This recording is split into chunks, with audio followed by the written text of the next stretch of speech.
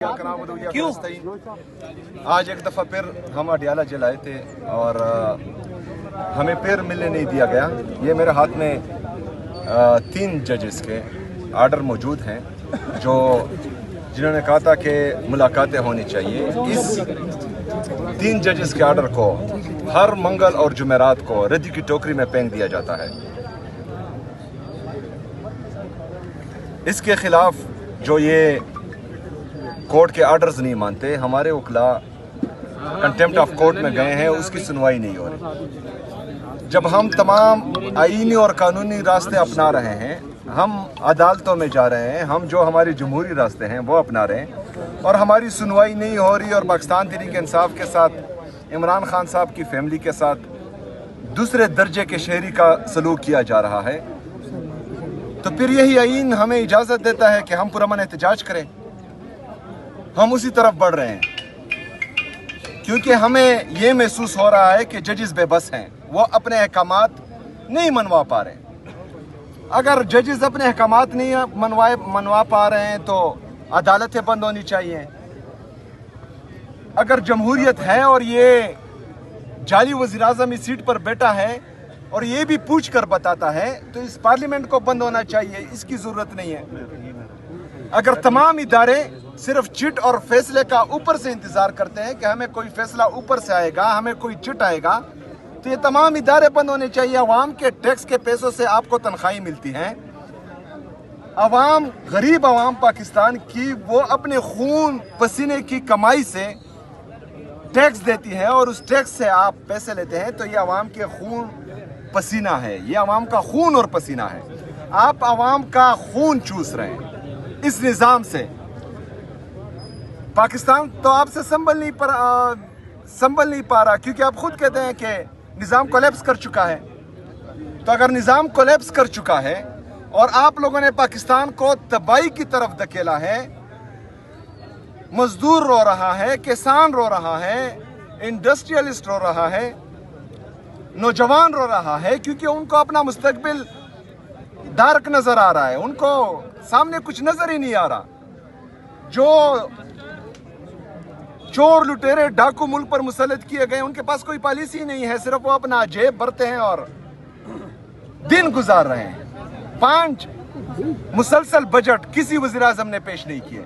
ये पाकिस्तान का वाहिद वज़ीर आज़म है जिसने 5 बजट पेश किए। यही जाली वज़ीर आज़म कहता था कि हमें अगर एस्टेब्लिशमेंट की तरफ से 30% भी सपोर्ट मिली तो पता नहीं हम पाकिस्तान का क्या से क्या बना देंगे। तो यही एस्टेब्लिशमेंट ने आपके लिए गोली भी दी, गाली भी दी और गोली भी चलाई। मासूम लोगों को शहीद किया, मुरीद के में शहीद किया, 26 नवंबर को शहीद किया, आज़ाद जम्मू कश्मीर में शहीद किया।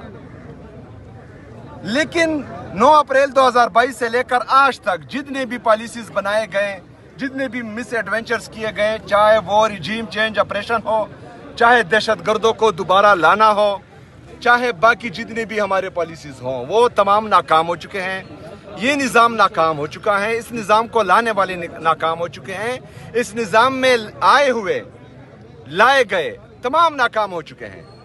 तो अभी पाकिस्तान का नौजवान, उनको अदालतों पर से एतमाद उठ चुका है, जमहूरियत पर से एतमाद उठ चुका है, तमाम इदारों पर से एतमाद उठ चुका है।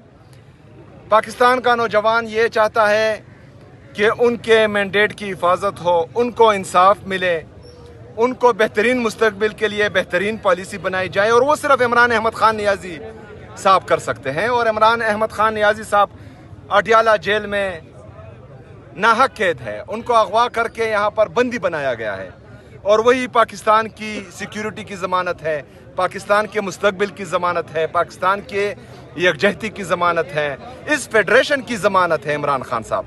और वही वाहिद शख्स हैं कि वो तमाम इदारों का लबादा ओढ़े तो ही तमाम इदारों की इज़्ज़त बहाल हो सकती है। तो इसीलिए 27 सितंबर को इंशाअल्लाह ताला हम इस्लामाबाद का रुख करेंगे।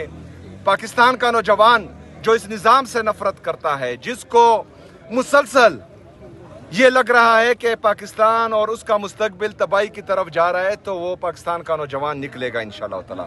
27 सितंबर को 20 लाख से ज़्यादा नौजवान इस्लामाबाद का रुख करेगा। وہ پاکستان کے بہترین مستقبل کے لیے، پاکستان کی تاریخ اور تقدیر بدلنے کے لیے انشاءاللہ تعالیٰ نکلے گا، اپنی تاریخ اور تقدیر بدلنے کے لیے نکلے گا، اور پوری دنیا جو ہے انشاءاللہ تعالیٰ 27 ستمبر کو نوجوان کی طاقت دیکھے گی انشاءاللہ تعالیٰ۔ شکریہ۔ یہ بتائیے گا، ابھی آپ نے یہ کہا جب آپ پہنچے تو اس وقت آپ نے یہ کہا تھا کہ 10 بجے جو ہے وہ، ایک منٹ سوال سن لینا یار، 10 بجے آپ نے کہا تھا کہ لوگ نکلیں گے، ڈی چوک پہنچیں گے۔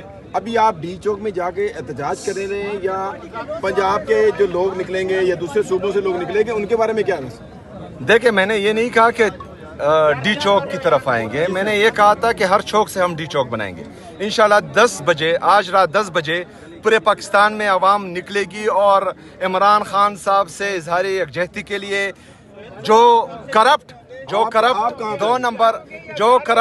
دو نمبر اور اخلاقی اور ذہنی طور پر پست لوگ جو اس نظام کا، اس جعلی نظام کا حصہ ہے، اس سے ڈیمانڈ کریں گے کہ ہمارے لیڈر کے ساتھ انصاف ہو، ہمارے لیڈر کے اچھی صحت کے لیے ان کا علاج ہو۔